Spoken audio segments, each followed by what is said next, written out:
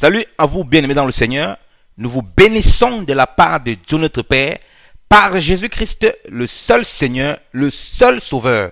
Nous rendons grâce à Dieu pour vos vies et nous vous remercions pour vos encouragements, pour vos prières, pour tout ce que le Seigneur fait dans nos vies aussi, au travers de vous, au travers de vos exhortations et puis de vos questions, de vos encouragements et tout ce que vous faites pour le corps de Christ. Que le Seigneur vous bénisse abondamment. Nous voulons encore toucher la question des langues et surtout du parler en langue, ce qu'on peut dire aussi langue inconnue, qui est beaucoup pratiquée par beaucoup d'assemblées de façon vraiment scandaleuse. Nous avons déjà fait un enseignement dessus et nous voyons qu'il y a des personnes qui sont toujours là à chercher des poux sur la tête ou bien à vouloir déformer nos messages. Il y a des personnes qui ne supportent pas ces messages parce qu'ils pensent que nous sommes aigris. Si nous parlons de ces dérives, c'est pas parce que nous sommes aigris ou bien parce que nous ne voulons pas encourager les gens à exercer un certain don. Nous croyons à la parole de Dieu. Nous croyons tout ce que Dieu a dit dans sa parole concernant ses enfants. Là, il n'y a pas de problème. Et nous sommes plutôt contre les dérives qu'on veut attribuer au Saint-Esprit. C'est ça le problème. Nous n'allons jamais empêcher quelqu'un de vouloir parler des langues inconnues, mais aussi longtemps qu'il doit parler, ça doit être conforme à la parole du Seigneur pour qu'il ne soit pas en scandale, non seulement à son frère dans le Seigneur, mais surtout aux gens, aux gentils, aux païens, ceux qui sont dehors. Et c'est ça que certaines personnes ne veulent pas comprendre. Et lorsqu'on touche la question de langue, d'autres disent, voilà, on blasphème contre le Saint-Esprit, voilà, on ne veut pas que les gens s'édifient, et tout. Les trucs des langues, c'est les mouvements pentecôtistes qui ont poussé ça beaucoup. Les églises de réveil, où chacun prie comme il veut et comme ça l'intéresse. Et puis tout le monde peut prier à son dialecte, tout le monde peut prier à n'importe quoi. On dit non, ouvre ta bouche. Dieu a dit que tu ouvres ta bouche, tu vas la remplir. Et puis tu commences à prier toutes sortes de choses. Et comme je l'ai dit, ceux qui sont dans cela, il y a des gens qui ont peut-être des vrais dons. Ça, nous n'en doutons pas. Mais toute l'atmosphère qui se présente là est une atmosphère de désordre dont Dieu n'est pas. Parce que Dieu n'est pas un Dieu de désordre, mais il est un Dieu de paix et de bienséance. Donc quand il y a le désordre, que vous dites qu'il y a don, qu'il n'y ait pas, il y aura du charabia dedans. Et certaines personnes ne veulent pas qu'on parle ainsi. Ils ne veulent pas qu'on dise ainsi. Et ils disent non, on va aller contre le blasphème du Saint-Esprit. Non, c'est plutôt les gens qui sont dans le blasphème tous les jours. Ils ne veulent pas entendre ce genre de messages. Vous savez, c'est des messages que nous avons eu à donner à certaines personnes, que j'ai aussi eu à donner à certaines personnes, qui ne voulaient pas entendre. Ils disent, ouais, non, c'est pas parce que des gens abusent, ça veut dire qu'il n'y a pas le vrai don. Nous n'avons pas dit qu'il n'y a pas le vrai don. Nous croyons à ce que la parole de Dieu dit. Si les gens réagissent comme ça, c'est parce qu'ils se sentent concernés. Les gens qui prient à tout vent, à tout bout, ils sont toujours en train de parler chakalala, palalala, tololo, dans l'assemblée, ils sont toujours dans une atmosphère bizarre. Donc les gens sont venus à des prières, on les a parlé, ils n'ont pas compris. Lorsqu'ils sont mis à prier, soi-disant en langue, mais ils ont vu comment l'autre était frustré, il a quitté la prière. De façon scandalisée. Ils étaient surpris que, mais comment la personne peut être autant scandalisée et dire que c'est ça le problème. Si vous n'êtes pas en face et que les gens ne réagissent pas comme ça pour que vous réalisez comment ça peut être à leurs oreilles, vous aurez des problèmes. Et deuxième chose, si quelqu'un ne croit pas à ça, un enfant de Dieu peut tomber, il ne croit pas à ces choses. Parce que il est surpris de la façon dont ça se fait. Et c'est celui qui s'est dit enfant de Dieu, maintenant qui doit l'aider à le comprendre. Vous voyez, qui a reçu vraiment le don, qui s'est dit avoir reçu le don, il doit l'aider à le comprendre. Comment? Par son attitude. Donc il ne peut pas venir commencer à vouloir l'impressionner là. Ok? Comme ça, balalala. Non, le frère ne serait pas disposé s'il ne comprend pas ce que ça veut dire et s'il n'est pas prêt à croire que ces choses-là sont possibles. Vous voyez? Donc nous nous insurgeons plutôt contre le désordre, ceux qui veulent transformer la grâce et les dons en cycle, en spectacle, et ceux qui veulent attribuer des choses qui ne sont pas au Saint-Esprit. Comme par exemple, ceux qui disent que le parler en langue, c'est la langue des anges. C'est faux. Parler en langue ne sera jamais la langue des anges. En aucun cas, les anges ne parlent shabalababa, labalababa, sholobolobo, mandaramada. Les anges ne parlent pas ça. En aucun cas, les anges ne parlent pas ce genre de choses. Et si les gens ont des vrais dons, qu'ils manifestent cela, ce n'est pas la langue des anges ou les langues des anges. Peu importe comment vous l'appelez. Pourquoi les gens attribuent ça aux anges? Je ne sais pas d'où ça vient cette doctrine. Je vois les chrétiens qui me disent non, je parle la langue des anges. Et mais tu parles de quelle langue des anges? Depuis quand c'est devenu la langue des anges? Depuis quand est-ce que c'est devenu la langue des anges? Parler en langue est devenu la langue des anges. Nous avons monté dans l'enseignement sur les langues, le premier, que c'est une prophétie qui s'accomplit. Quand le Seigneur envoie les disciples d'aller attendre la promesse du Saint-Esprit, ils ne savent pas qu'ils vont parler des langues. Et ça, ici, on voit la diversité des langues. Parce que dans la diversité des langues, tu peux parler des langues étrangères qui sont dans le langage des hommes. C'est pourquoi ceux qui les entendaient le jour de la Pentecôte entendaient clairement ce qu'ils disaient en leur langue respective. Tu peux maintenant parler une langue inconnue que personne ne comprend et Dieu demande qu'il faut qu'il y ait l'interprétation pour que l'église en soit édifiée. Donc, chaque fois que tu veux faire quelque chose au milieu du corps de Christ, tu ne peux pas penser à ton édification personnelle premièrement. Tu dois penser à l'édification commune. Parce que c'est ça le but. Tu dois chercher l'intérêt commun. La Bible dit que personne ne regarde son propre intérêt, mais qu'il regarde aux intérêts des autres. Donc, ce qu'on voit aujourd'hui, ce principe n'est pas respecté, puisque chacun parle comme ça, brou, brou, brou, de son côté, dans l'assemblée, tout le monde crie, après l'autre vient, il prophétise, ah, alléluia, je suis l'Éternel, je suis au milieu de vous. J'ai dit ça, c'est du charabia. Dieu n'est pas dans ça. Que les gens aient des vrais dons ou ils n'ont pas ces dons, Dieu n'est pas dans ça. Dieu est un Dieu d'ordre. Il ne veut pas que nous sommes des pères d'achoppement pour les gens non seulement qui n'ont pas compris certaines choses de la foi, et même pour les gens des dehors. Voilà pourquoi nous revenons sur l'aspect des langues. On a dit que celui qui parle en langue s'édifie lui-même. Nous ne sommes pas contre ça. Mais son intelligence est sans fruit. Parce que lui-même ne comprend pas ce qu'il dit. Et nous savons que Dieu a fait de la grâce à des personnes. Comme nous l'avons dit, il y a des personnes qui nous avaient écouté. Dieu les a fait grâce. Ils parlaient des langues dans les... ils étaient là. Ils parlaient la diversité des langues vraiment. Ça les saisissait. Ils commençaient à parler japonais, chinois. Mais on a vu la grâce du Seigneur sur certaines personnes comme ça. On ne peut pas le nier. D'autres ont parlé réellement. Ils ont reçu l'interprétation directe. Nous ne sommes pas contre le fait de parler. Ça veut dire que ça peut arriver une ou deux fois, même si vous êtes assemblé, même s'il n'y a pas l'interprétation, que quelqu'un parle. On ne va pas le mettre sous une loi où s'il dit un mot, il faut absolument qu'il interprète. Non. Il peut parler, il n'interprète pas. Mais si ça devient une routine, là on dit il y a un problème. Il y a un sérieux problème. Alors il faut que les gens fassent attention. Ils ont perdu totalement la notion du corps, la notion de l'unité dans l'esprit pour marcher avec le Seigneur Jésus-Christ et pour se conduire dans la maison du Seigneur. Revenons sur les langues. Lisons.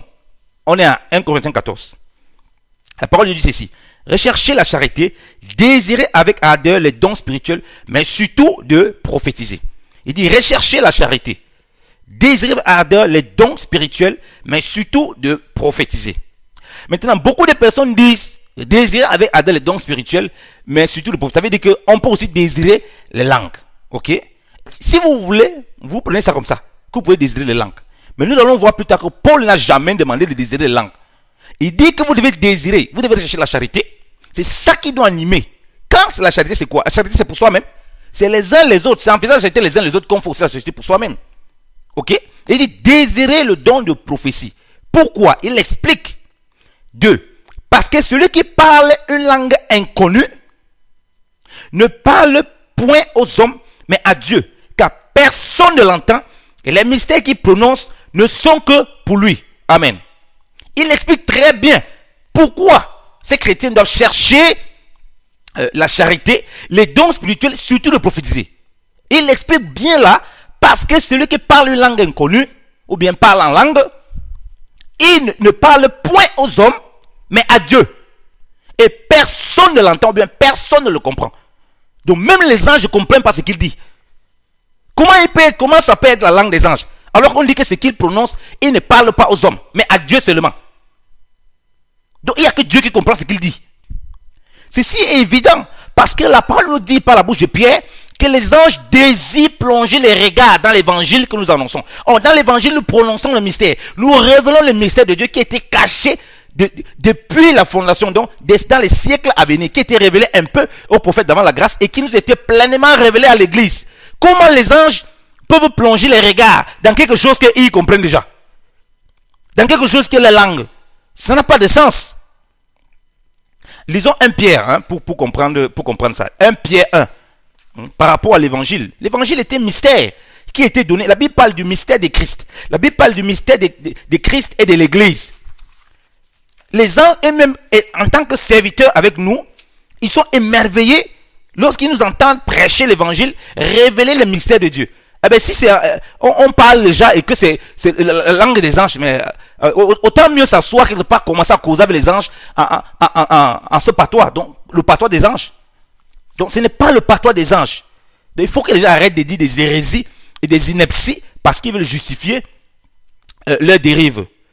On a commencé à faire une publicité des langues, alors que Paul écrivait vraiment aux Corinthiens pour qu'il n'y ait pas les abus, pour que les gens ne se mettent pas à pratiquer ces choses et commencent à enrichir ces choses, oublient la première chose qui est l'édification. Comme nous le disons, nous ne sommes pas contre cela, mais pourvu que ce soit fait dans la bienséance et dans l'ordre. Et s'il n'y a pas l'ordre de la bienséance, nous concluons que Dieu n'est pas avec ceux qui le font. Dieu n'approuve pas ça. Dieu ne peut pas approuver ça et vous attribuez ça à Dieu. Vous ne pouvez pas être dans le désordre. Vous ne pouvez pas chacun parler comme il veut à tout moment. Et vous dites, vous attribuez ça à Dieu. Et vous dites que Dieu est parmi. Et quand on vous donne un enseignement, on vous explique que ce n'est pas comme ça. Vous vous rebellez. Vous dites qu'on est en train de donner les blasphèmes contre le Saint-Esprit. Non, ce n'est pas comme ça. Dieu demande qu'il faut qu'on parle. Dieu demande qu'il faut qu'on s'exprime. Ah non. La parole dit ceci. Il revient sur la question des anges. Il dit ceci. Au verset...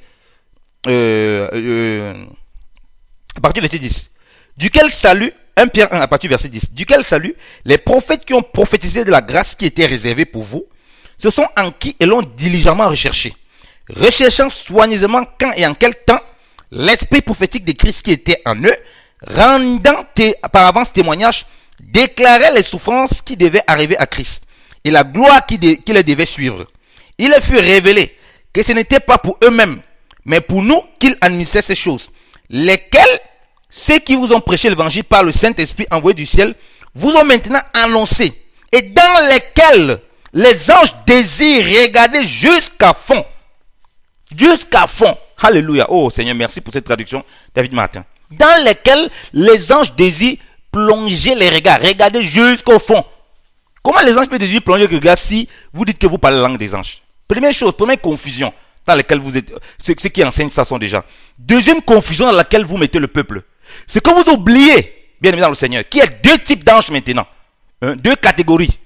Parce qu'il y a plusieurs types de créatures célestes. Les chérubins, les séraphins et toutes ces choses. Ok? Les archanges et tous ces armées, dans toutes ces armées célestes. Mais quand on parle d'anges, on parle de façon générale. Les créatures qui sont dans le ciel. Il y a deux groupements. Ok? Il y a Satan et ses anges déchus qui ont fait la rébellion avec Dieu, les a chassés. Il y a les gens qui sont dans le ciel. Si vous dites que le parler la langue des anges, ça veut dire que Satan comprend ça. Parce qu'il n'y a aucun langage qu'un ange peut parler, Satan ne comprend pas. Il est au ciel. Donc, de quel ange vous parlez? Quand vous dites parler la langue des anges. Donc, Dieu va révéler ces mystères maintenant pour que Satan comprenne ça facilement comme ça. Alors qu'on dit que les anges désirent plonger les regards dans ce que nous prêchons, dans ce que nous annonçons comme évangile, dans ce que nous révélons. Donc, quelqu'un prononce les mystères de Dieu, les mystères du Seigneur. Dieu le comprend, les hommes ne le comprennent pas. Voilà pourquoi, comme Dieu n'est pas un Dieu égoïste, qui va commencer à rester, il va dire, de toute façon, il parle bien en langue, ça me plaît, je comprends tous les mystères qu'il évoque. Oh, ma créature.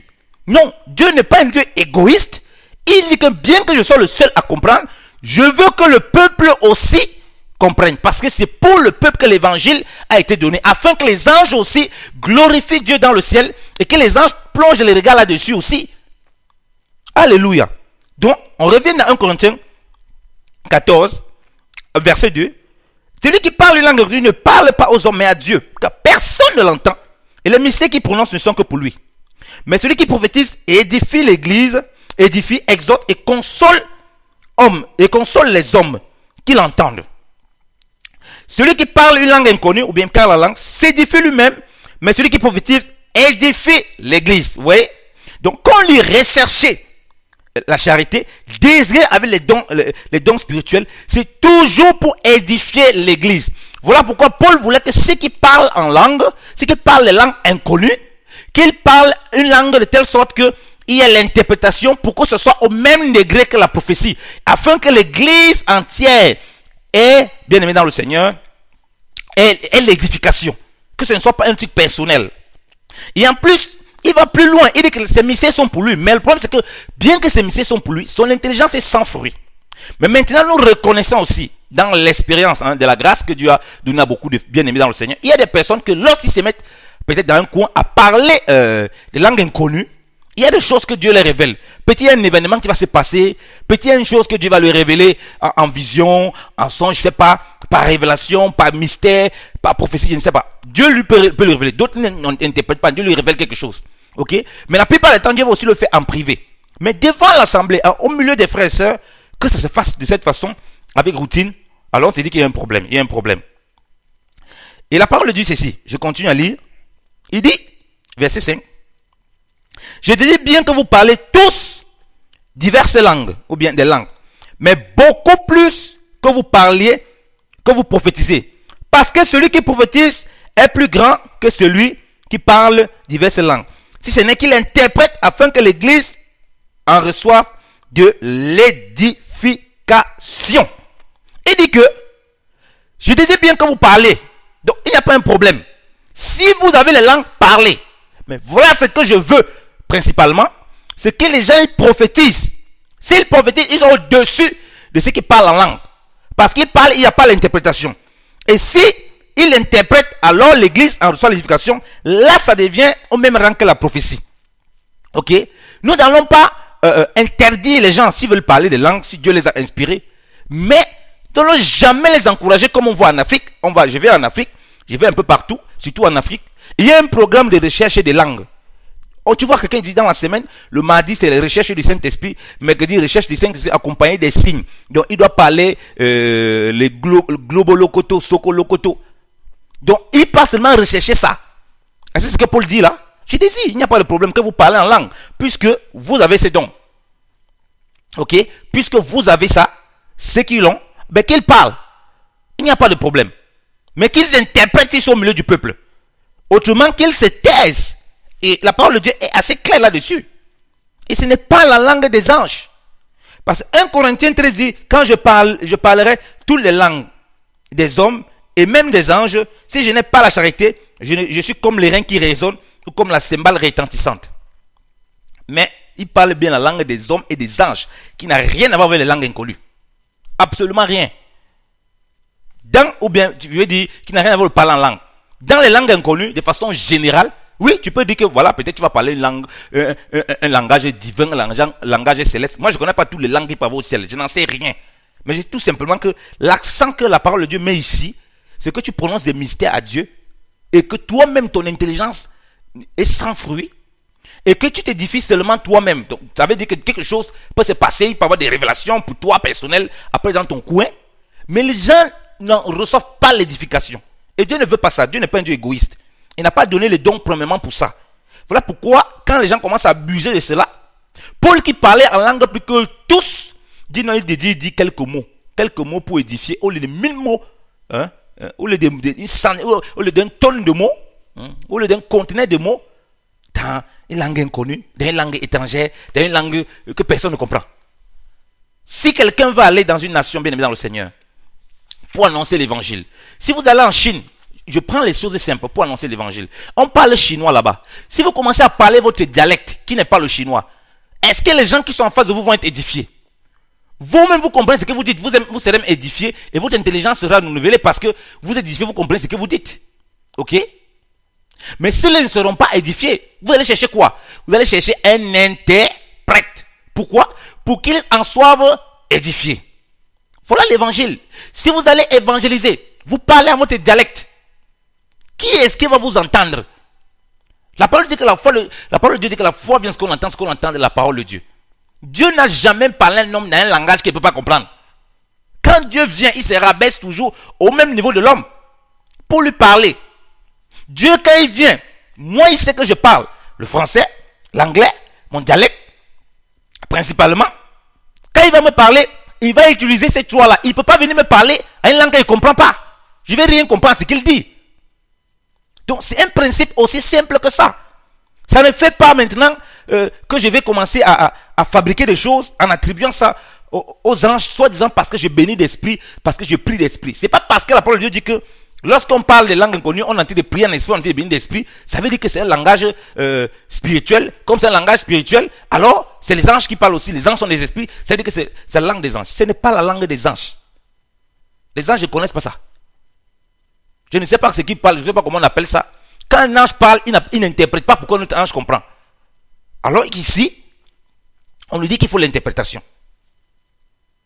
Donc c'est pourquoi il faut éviter, il faut être simple. Parler en langue bien-aimé au Seigneur, il n'y a pas de problème dans l'assemblée. Ça peut arriver, des personnes parlent, des personnes, même s'il n'y a même pas l'interprétation, ça ne doit pas être une routine. Tout ce qui est présenté là, chacun peut parler de son côté, shabalababa, jusqu'on voit même, il y a des écoles bien-aimé au Seigneur, c'est grave. Des écoles, on apprend à parler les langues. On lui dit, répète ici, il répète. C'est tellement grave. Quand le Seigneur m'a interpellé sur ça, comme je l'ai dit à la première vidéo, j'ai arrêté parce que moi j'étais dans l'ignorance de ces choses il y a des années. Donc, il faut qu'on cesse de mettre les gens en scandale. Tellement de vidéos publiques où les gens font ça. On voit les commentaires que les parents font, ils se mettent à rigoler. Ils disent, mais ça c'est quoi ça? Ce n'est pas la folie ça? On va dire, non, ils blasphèment contre le Saint-Esprit. Ils blasphèment contre le Saint-Esprit. Paul le dit bien, si les gens du commun mortel viennent, ils voient que vous parlez tous en langue, ils vont-ils pas dire que vous êtes tous hors de sens? Ils auront blasphémé. Mais ils auront raison de dire que vous êtes hors de sens. Parce que vous faites passer Dieu pour un ridicule. Vous faites passer Dieu pour un comédien. Parce qu'on fait passer le Seigneur en ce moment pour un comédien, pour un Dieu de désordre. Où chacun parle des choses, personne ne s'entend. Personne ne sait ce que l'autre dit. Et comment il va lui-même dire Amen à cette action de grâce? Il a besoin d'entendre une parole de façon intelligible. Et la parole de Dieu dit ceci. Je vais continuer à lire. À partir du verset 6. Maintenant donc mes frères, si je viens à vous et que je parle des langues inconnues, que vous servira cela si je ne vous parle par révélation et par science, par prophétie ou par doctrine? Paul nous a écrit les épîtres. Imaginez que Paul écrivait ces épîtres-là. Non seulement il écrit peut-être aux juifs ou bien aux grecs, principalement aux grecs. Il s'est mis à parler l'araméen, il s'est mis à écrire en araméen. Qui va comprendre ce qu'il ont dit? Il s'est mis peut-être à écrire le son de ce qu'il dit. Qui va le comprendre? Il se met à enseigner à ce peuple, comme il le dit là, je venais vers vous, je commence à parler par ça. Il commence à parler, puisqu'il dit qu'il parle, béni Dieu, qu'il parle plus que tous. Puisqu'il parlait plus que tous, tous avaient un grand niveau de révélation. Peut-être il parlait même des langues, vraiment des langues, parce que Paul était enlevé par le Seigneur, donc peut-être il a même appris là-bas des choses, je n'en sais rien. S'il vient, il commence à parler comme ça, qui va l'écouter, qui va le comprendre? Quel évangile il va annoncer? Pourquoi les gens veulent encourager ce qui n'est pas conforme à la pensée de Dieu et à sa parole? Au lieu d'encourager les chrétiens à rechercher ce que la parole de Dieu dit. Personne ne veut rechercher le verset 1, rechercher la charité. On veut tous chercher les dons pour parler. Blablabla. Paul a dit non, il désire. Il n'a pas dit de rechercher ça. Le rechercher est toujours mis pour les choses qui contiennent l'édification mutuelle. Et il dit au verset 8, au verset 7, de même si les choses inanimées qui rendent leur son, soit un hautbois, soit une harpe, ne forment que des tons différents, comment connaît-on ce qui est sonné sur le hautbois ou sur la harpe?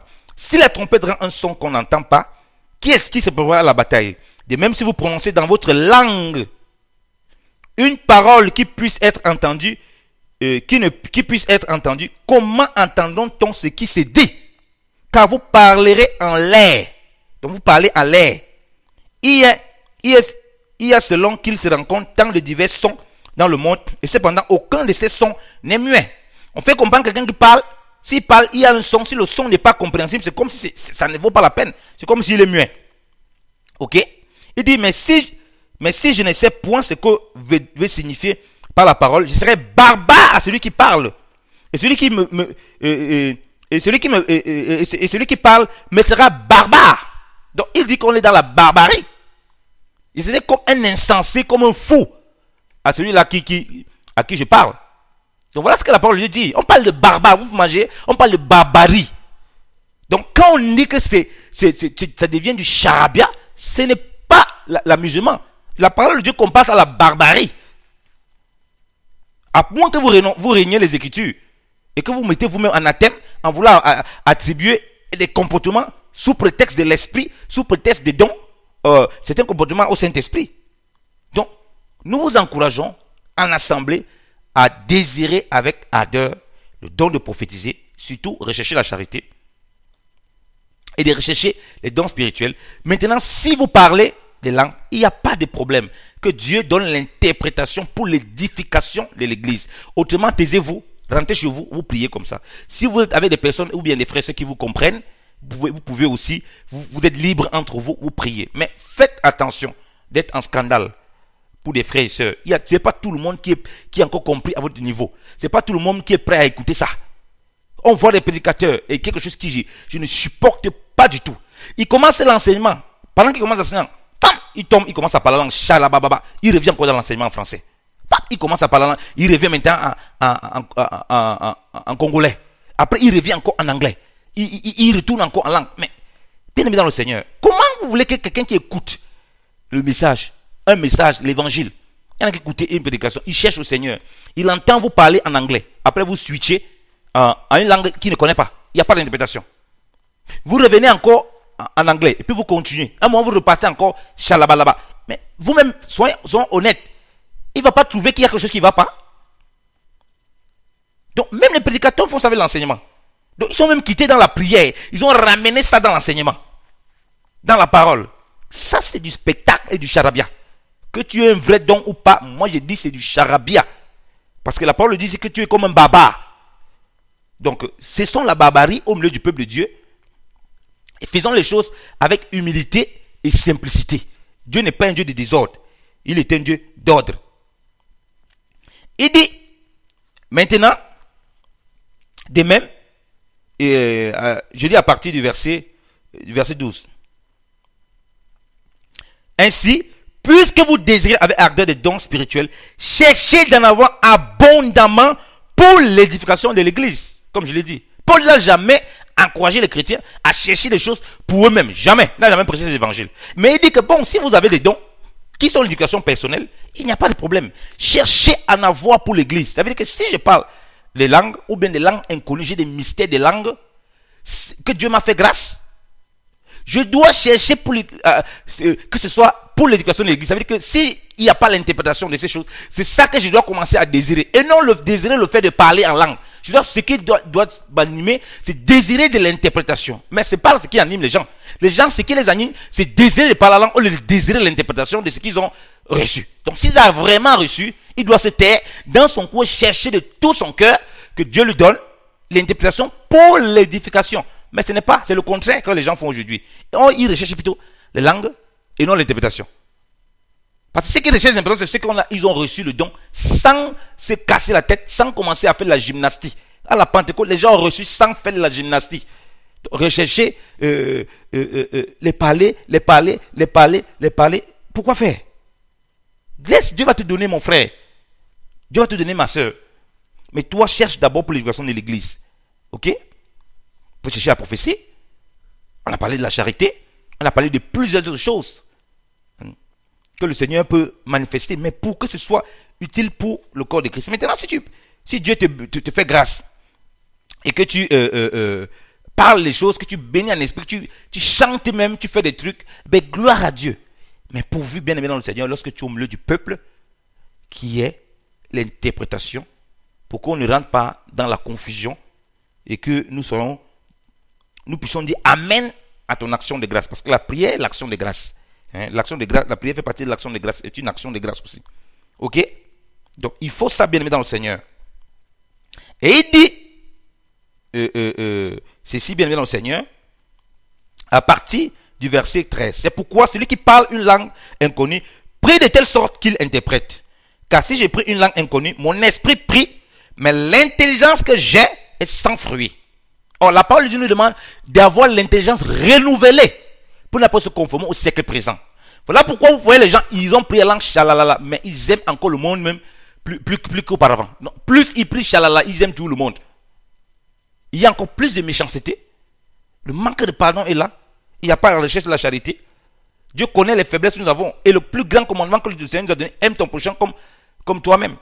De même que Christ nous a aimés, nous devons nous aimer les uns les autres. Et nous voyons comment nous faillissons tellement à ça. Mais Dieu nous demande de rechercher ça. Pour que ce soit manifesté. Notre intelligence est sans fruit. Alors la parole de Dieu nous demande que nous devons avoir toujours l'intelligence renouvelée. C'est-à-dire que ce que nous cherchons doit nous pousser à l'intelligence renouvelée. Ce n'est pas la langue des anges, bien aimé au Seigneur. Ah, pas du tout.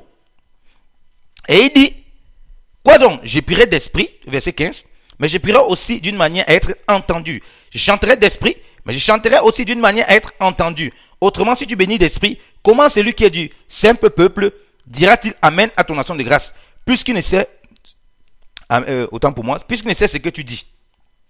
Il est bien vrai que tu rends grâce, mais un autre n'en est pas édifié. Amen. Maintenant, allons au verset 37. Si quelqu'un croit être prophète ou spirituel, qu'il reconnaisse que les choses que je vous ai écrites sont des commandements du Seigneur. Si quelqu'un est ignorant, qu'il soit ignorant. C'est pourquoi, mes frères, désirez avec ardeur de prophétiser et n'empêchez point de parler diverses langues, que toute chose se fasse avec bienséance, avec ordre. Alléluia.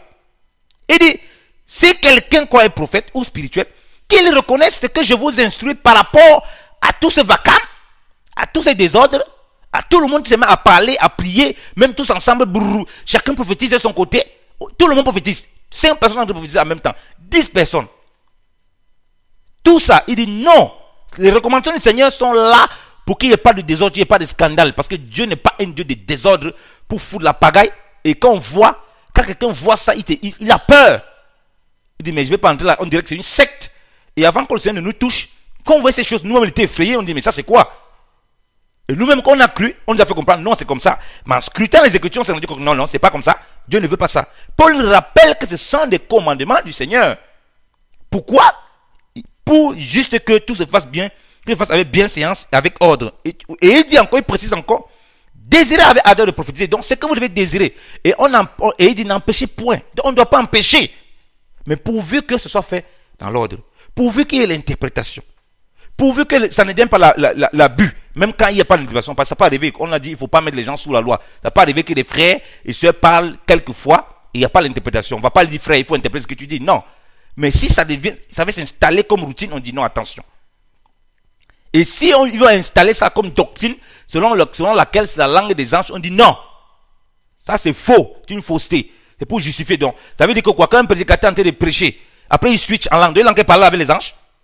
Il est en train de parler au peuple de Dieu, subitement il commence à causer avec les anges. Avec lesquels anges il cause?